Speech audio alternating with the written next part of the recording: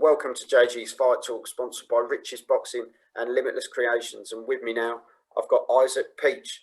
How you doing, Peach? Good, thanks, mate. How's things over there? Just a bit of madness at the moment in New Zealand, isn't it? Our things are good here. We've just got our borders shut, so regarding our boxers, it's all a bit difficult. No one ready to fight, to be honest, at the moment. It's a bit depressing in that way, but we're good. COVID's not here, but it's in Australia, so that's our main source of opponents at the moment. So to put a bit of a damper on things, but life goes on. Yeah, no, definitely, mate. And as we were saying, it's all about just staying safe in it and doing what we can to, well, keep it out, basically, isn't it? Well, that's it. I mean, I don't know where we're going with this COVID stuff, to be honest. We're pretty lucky down here.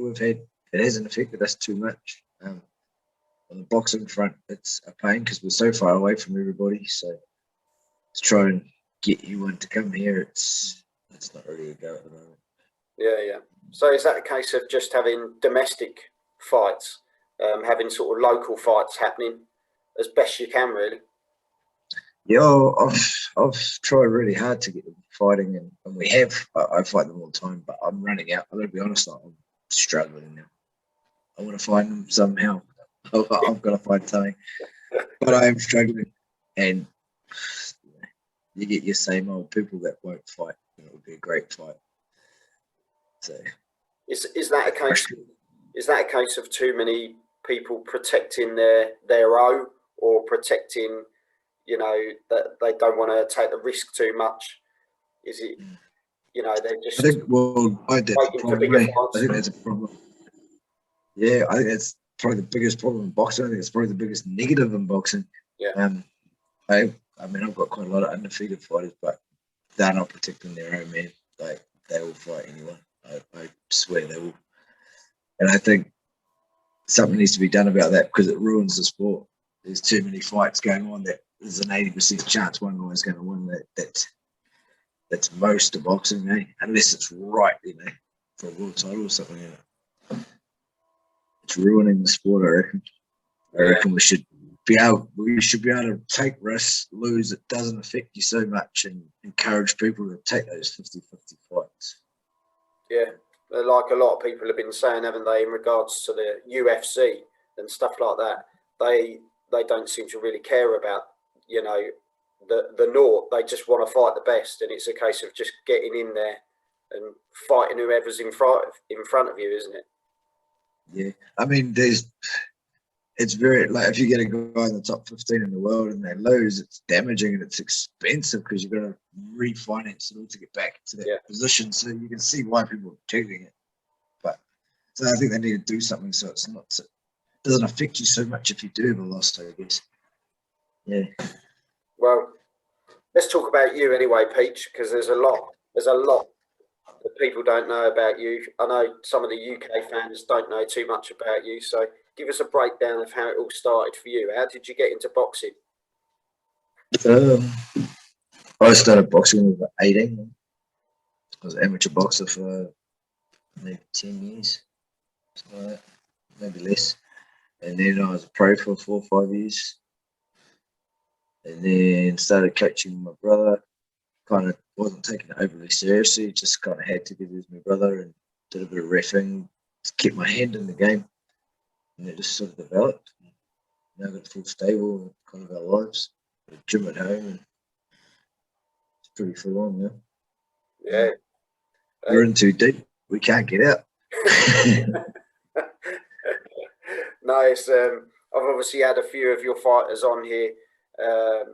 Erin, Mia, Jerome, all class acts, and they're starting to get their name out there, aren't they? Yeah, absolutely, man. David Light as well, Andre Mikhailovich, they're all world class. They're all really are. They're all just starting to get to that point where they're going to make some noise, I think. Yeah. So do you miss fighting yourself, or wish you were fighting like now during the current crop, or are you happy doing what you're doing? Yeah, no, I'm happy now, man. I still spar Mia. She's my sparring partner. So we spar heaps. I Good luck. enjoy that. She hurts me. She broke my rib actually. So yeah, I enjoy that. But as far as one to fight, I can't anymore. That's the thing. I think every fighter believes they can, and in your mind you always think you can, but physically you just can't. I get them against these young guys; they're just killers now. I'm too old. Sad but true. But yeah, in the mind, of course you want to fight. You love it. Once you've been a fighter, you're always going to be a fighter. Yeah. So do you think you touched on Mia there for a sec? She's obviously undefeated. You know, she's coming up an absolute treat. A lot of people have turned around and said the way you manage your fighters is spot on. You don't rush your fighters. You time it well.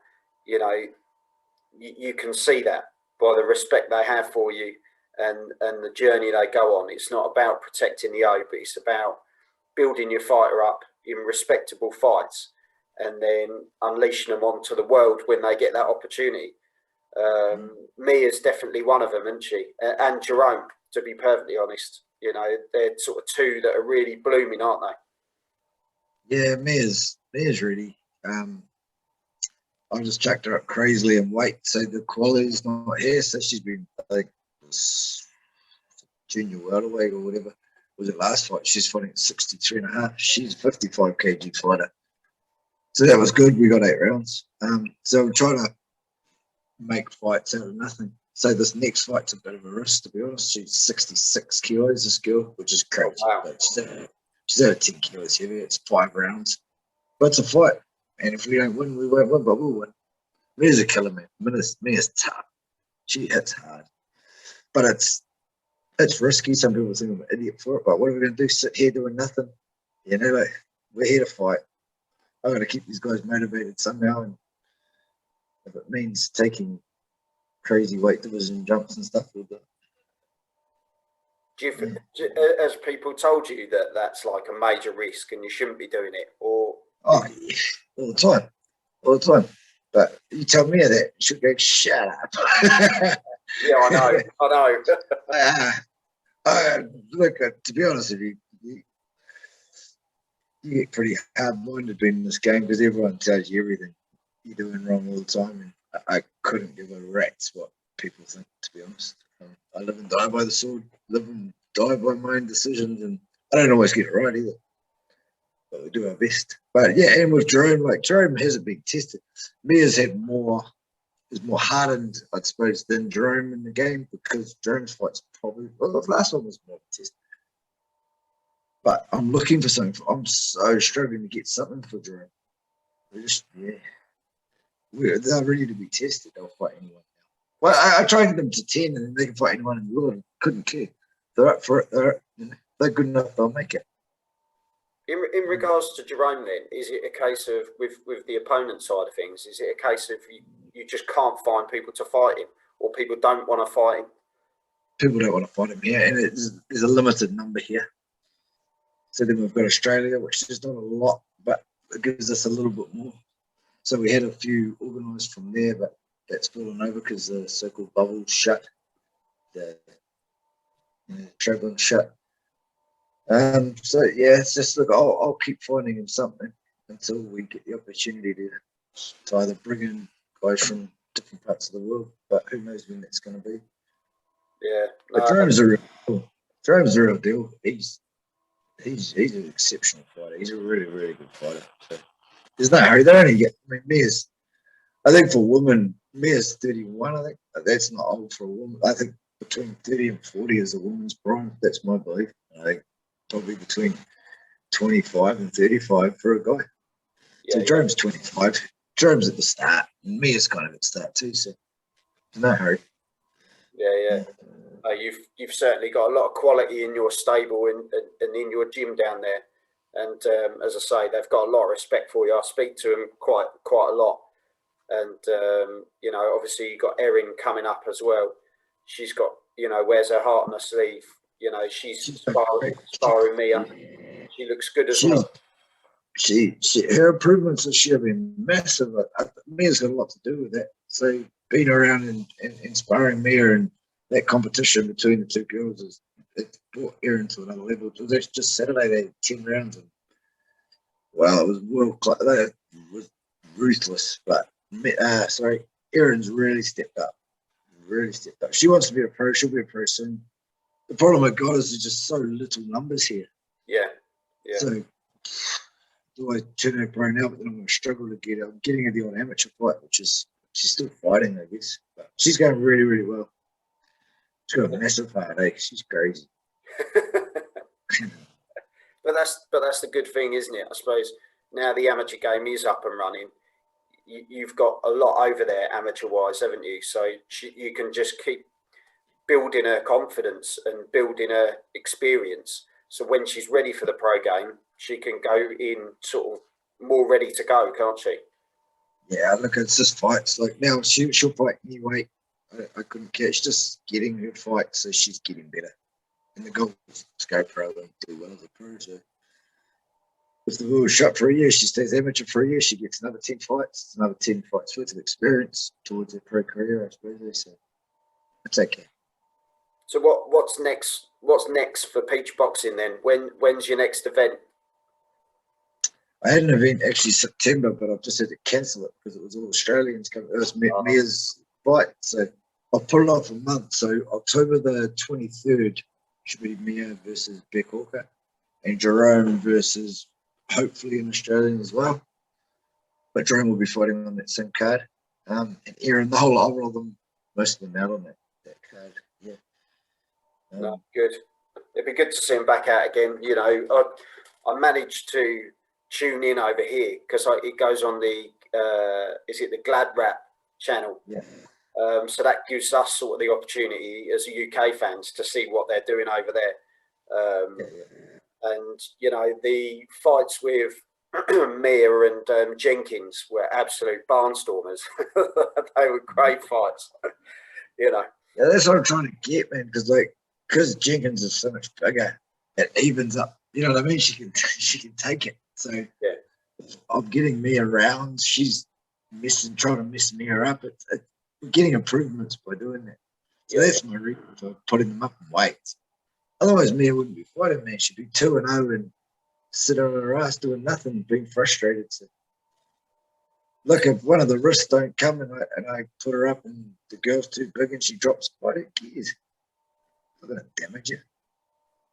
No. That's the way I look at it. Not that I think she will drop a fight, but that's the way I look at it. So it's all a challenge. No, definitely. So moving aside from your boxing and that sort of thing, is there any fights around the world that you're looking forward to watching? Anything coming up? I love Canelo. I think Canelo's I think he's fighting Bivol now, isn't he? Is he fighting Bivol? Yeah, it looks like that's going to happen. Yeah, he'll kill Bivol. I think Bivol's a good fighter, but Canelo's by far the best fighter in the world. He's how I want to teach my guys.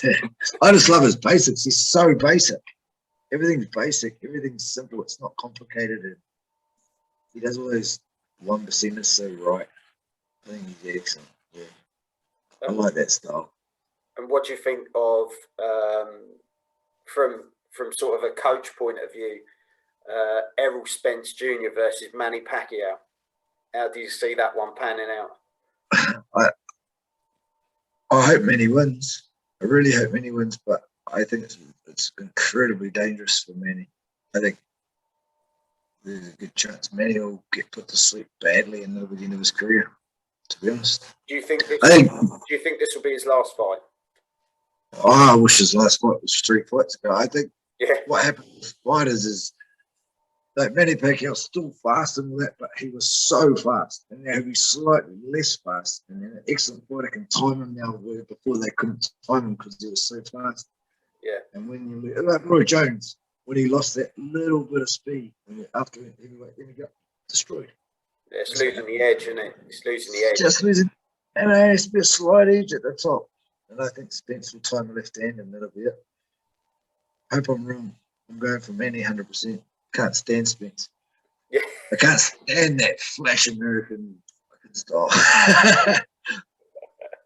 Well, Isaac, hopefully, mate, hopefully you're right. That's all I'm going to say. But I wish you all the best, mate, with Peach Boxing. You're doing some great stuff over there, mate, and I love watching it here. You know, the way you put the shows together. The commentary team are always.